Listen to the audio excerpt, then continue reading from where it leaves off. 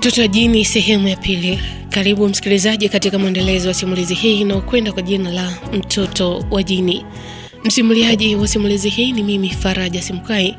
Anayetupa kisa hiki ni mwanaume anayefahamika kwa jina la Jackson. Andamana nami mwanzo hadi mwisho wa simulizi hii, huenda kuna kitu ambacho utajifunza. Basi maisha ya Jackson yalikuwa kama safari yenye kurasa nyingi zilizojaa changamoto, matumaini na maamuzi yaliyohitaji busara. Baada ya Jackson kumpeleka mchumba wake nyumbani kwao, baba yake alimkaribisha kwa moyo mkunjufu na kukubali uhusiano wao bila kusita. Hata hivyo, kwa upande wa mama yake Jackson, hakuridhika mwanzoni kwamba Jackson amoe mwanamke huyo anayefahamika kwa jina la Zamda. Kigezo kikubwa ni kwamba hakuwa mzaliwa wa mkoani Lindi. Mama yake Jackson alihofia mustakabali mzima wa mtoto wake kutokana na sababu zilizokuwa moyoni mwake. Basi baada ya mazungumzo ya kina kati ya wazazi hao, baba yake Jackson alimweleza mke wake kwa utulivu kwamba si vyema kumzuia mtoto wao kufuata chaguo la moyo wake, ili hali hakuwa ameona dosari yoyote kwa binti huyo. Baba yake Jackson alimsihi sana mke wake waunge mkono uamuzi wa mtoto wao ili ajenge familia yenye upendo na amani. Basi hatimaye mama yake Jackson alitafakari maneno ya mume wake na kuyakubali. Hofu iliyokuwa moyoni mwake ikaanza kupungua, naye akabariki uamuzi wa mtoto wake. Na baada ya makubaliano hayo, taratibu za ndoa zikaanza, na hatimaye Jackson na Zamda wakafunga ndoa takatifu mbele ya ndugu, jamaa na marafiki. Kuanzia siku hiyo walianza maisha yao ya ndoa wakiwa na upendo, heshima na matumaini ya kujenga familia yenye furaha. Bado tunaendelea na simulizi yetu ya Mtoto wa Jini. Kwa nini ni mtoto wa jini? Bado Jackson anaendelea kutueleza. Jackson anasema, baada ya kufunga ndoa, mimi na mke wangu Zamda tulianza maisha mapya tukiishi nyumbani kwa wazazi wangu. Ilikuwa ni makubaliano ya kifamilia kwamba tuanzie hapo kwa muda kabla ya kujenga makazi yetu yenyewe. Kwa upande wangu hilo halikuwa tatizo, kwani niliamini kwamba kuishi karibu na wazazi wangu kungetupa nafasi ya kuendelea kuwahudumia na kujifunza zaidi kuhusu maisha ya ndoa. Na siku za mwanzo zilionekana kuwa za amani kabisa. Kila mmoja alitimiza wajibu wake kwa bidii. Zamda alimchukulia mamangu kama mamake mzazi. Kila asubuhi Zamda aliamka mapema kufanya usafi wa nyumba, kuandaa kifungua kinywa na kusaidia kazi mbalimbali za pale nyumbani bila kuchoka. Zamda alifanya yote hayo kwa moyo wa upendo, akiamini kwamba heshima ndio msingi wa kudumu katika familia. Lakini kadri siku zilivyozidi kupita, hali ilianza kubadilika. Kila nilipoondoka kwenda kazini, mama yangu alianza kumbadilishia uso Zamda. Alianza kumwonyesha tabia za kitofauti. Maneno ya upole aliyokuwa akimwambia mbele yangu yalitoweka kabisa, yakageuka kuwa kauli kali na zenye kuumiza moyo wake. Mamangu alikuwa anamwambia Zamda kwamba, siamini kabisa kama mwanangu amekupenda kwa hali yake. Najua tu watu huko Katavi mnasifika kwa mambo tu. Lazima kuna kitu ulichomfanyia mtoto wangu na uwezi kunidanganya. Kama uongo wako umefanikiwa kumdanganya huyo baba mkwe wako pamoja na huyo Jackson wako, wewe umemroga mwanangu. Mwanamke gani wewe hata ueleweki? Najitahidi nikupende, nikuchukulie karibu, nikufanye kama mwanangu basi kama mkwe, lakini mbona roho yangu inakataa?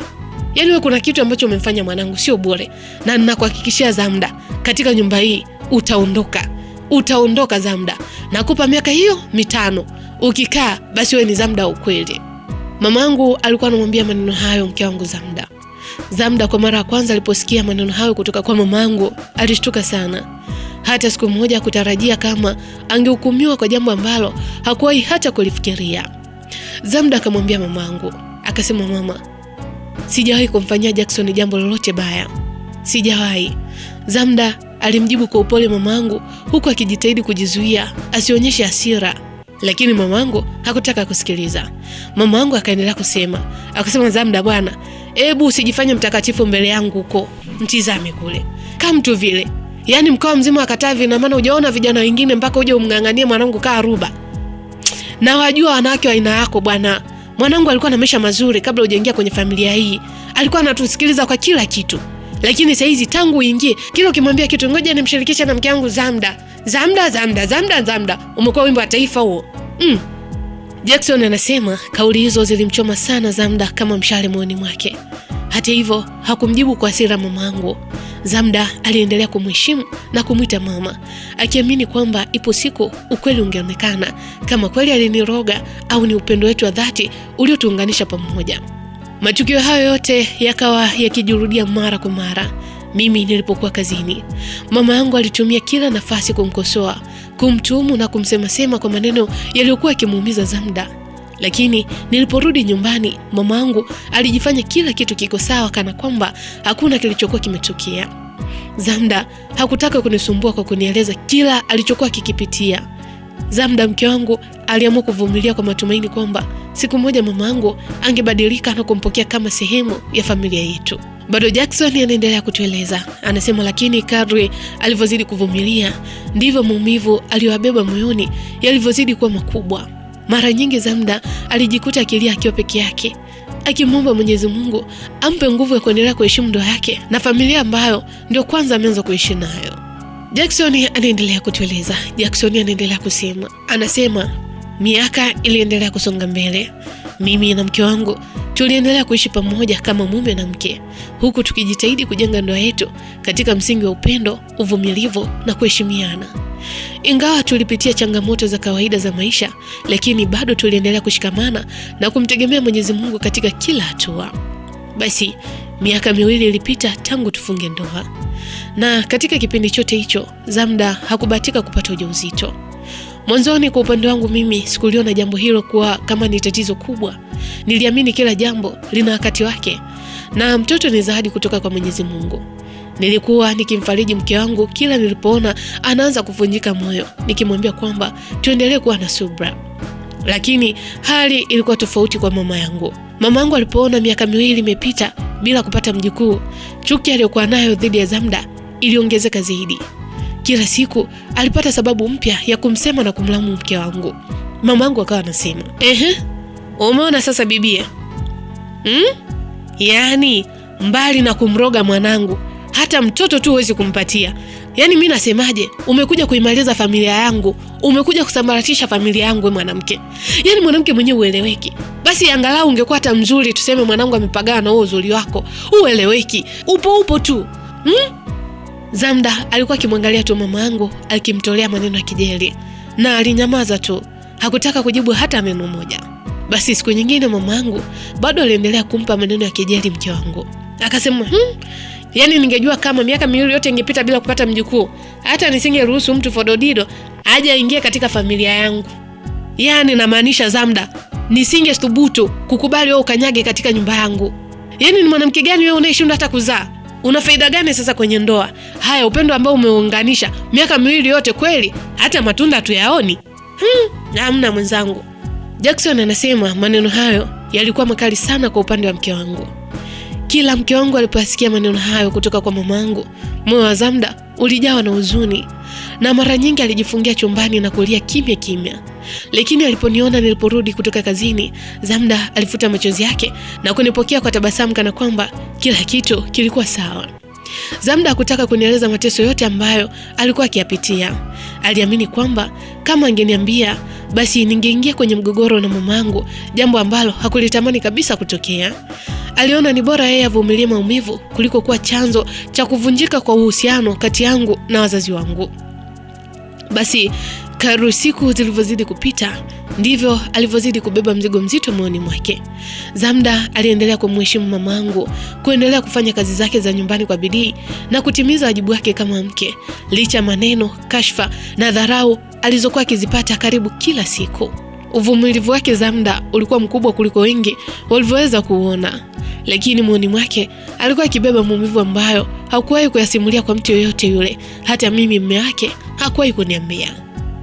Basi baada ya kipindi kirefu cha subra na maombi, Mwenyezi Mungu alimjalia Zamda neema kubeba ujauzito. Habari hiyo ilituletea furaha kubwa mimi na mke wangu. Tulimshukuru Mungu kwa mioyo yetu yote, kwani tuliamini kwamba ulikuwa ni mwanzo wa kutimia kwa ndoto yetu ya kuwa wazazi.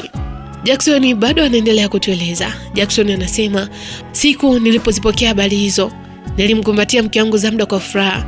Nilimwambia aache kuwa na mawazo mengi, kwani kila jambo lilikuwa limeshafika kwa wakati wake. Basi mimi na mke wangu tulikuwa na matumaini makubwa kwamba ujua mtoto wetu ungeleta furaha mpya ndani ya familia yetu. lakini furaha hiyo haikudumu kama tulivyotarajia. Badala ya mama yangu kubadilisha mtazamo wake, hali ilizidi kuwa ngumu zaidi kwa Zamda. Hakumpunguzia majukumu ya nyumbani licha ya kujua alikuwa ni mjamzito, na kila siku alimpa kazi nzito ambazo zilihitaji nguvu nyingi. Asubuhi na mapema, Zamda alitakiwa kufagia uwanja mkubwa wa nyumba yetu, kuchota maji, kufua nguo, kupika na kufanya kazi nyingine nyingi bila kupumzika. Wakati mwingine Jackson, mimi nilipokuwa kazini, mama yangu alihakikisha kwamba Zamda hapumziki hata kwa dakika chache tu. Mama yangu alikuwa akimwambia Zamda kwamba, "Wewe mwanamke, mimba si ugonjwa. Yaani si wewe wa kwanza kubeba ujauzito. Wanawake wengi wamewahi kubeba mimba. Wanawake wengi wamewahi kubeba mimba." Huko akiendelea kufanya kazi nyingi tena kuliko hizi. "Hata mimi nilipombeba tumboni huyo mume wako, nilikuwa nikifanya kazi usiku na mchana. Na mbona nilifanikiwa kujifungua vizuri?" Hebu acha kujilegeza mtoto wa kike. Ungekuwa unataka kujilegeza, si ungeendelea kubaki huko kwenu Katavi? Mke wangu Zamda hakubishana na mamangu. Aliendelea kukaa kimya. Zamda alivumilia yote kwa utulivu. Alifanya kila alichoambiwa. Si kwa sababu alikuwa dhaifu, la hasha, bali kwa sababu alitaka kuilinda ndoa yetu na kuhifadhi heshima ya familia. Hakutaka nifike mahali nikalazimika kuchagua kati ya mke wangu na mamangu mzazi. Mara nyingi uchovu ulimzidia Zamda, lakini aliendelea kusimama kwa imani na subra. Kila alipohisi mwili umechoka, alimuinua Mungu katika maombi, akimuomba amlinde yeye pamoja na mtoto aliyekuwa tumboni. Kwa rehema za Mwenyezi Mungu, ujauzito uliendelea vizuri mpaka alipofikisha miezi 9. Siku ya kujifungua ilipoadia, Zamda alipelekwa hospitalini, na baada ya saa kadhaa za uchungu, Mungu alimjalia kujifungua salama mtoto wa kiume mwenye afya njema. Habari za kuzaliwa kwa mwanangu zilimjaza furaha isiyoelezeka. Nilimshukuru Mwenyezi Mungu kwa zawadi hiyo kubwa. Jackson anasema, baada ya kupata habari hizi, nilimkumbatia mke wangu kwa upendo na kumpongeza kwa uvumilivu wake katika kipindi chote cha ujauzito. Mimi nilijua tu kwamba maisha yote ambayo mke wangu alikuwa akiishi, alikuwa anaishi salama tu.